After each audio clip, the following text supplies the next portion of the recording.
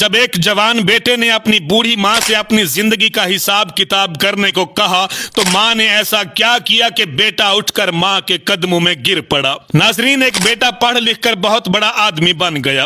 वालिद की वफात के बाद माँ ने हर तरह का काम करके उसे इस काबिल बना दिया था कि शादी के बाद बीवी को माँ से शिकायत रहने लगी कि वो उनके स्टेटस में फिट नहीं है। लोगों को बताने में उन्हें शर्म महसूस होती कि ये अनपढ़ उनकी माँ और सास है। बात बढ़ने पर बेटे ने एक दिन माँ से कहा, माँ मैं चाहता हूँ कि मैं अब इस काबिल हो गया हूँ कि कोई भी कर्ज अदा कर सकता हूँ।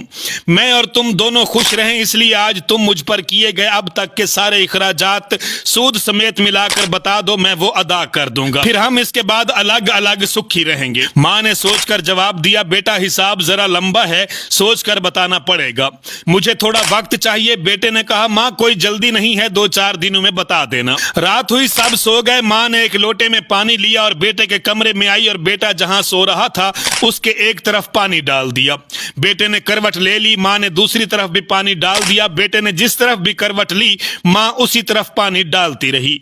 तो परेशान होकर बेटा उठकर चीख कर बोला कि माँ ये क्या तमाशा है, मेरे बिस्तर को पानी पानी क्यों कर डाला। माँ बोली, बेटा तूने मुझसे पूरी जिंदगी का हिसाब बनाने को कहा था ना। मैं अभी ये हिसाब लगा रही थी कि मैंने कितनी रातें तेरे बचपन में तेरे बिस्तर गीला कर देने से जागते हुए काटी हैं। ये तो पहली रात है और तू अभी से घबरा गया। मैंने तो अभी हिसाब शुरू भी नहीं किया है जिसे तू अदा कर पाए। माँ की इस बात ने बेटे के दिल को झंझोड़ के रख दिया।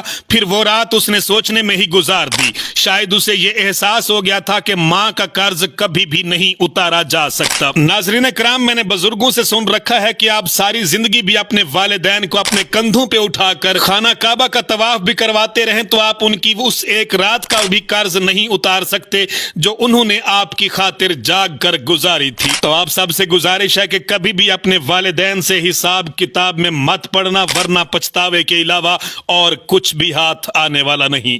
मेरा पैगाम है मोहब्बत जहां तक पहुंचे। काशी बलोच को इजाजत दीजिए। अल्लाह हाफिज। पाकिस्तान हमेशा जिंदाबाद।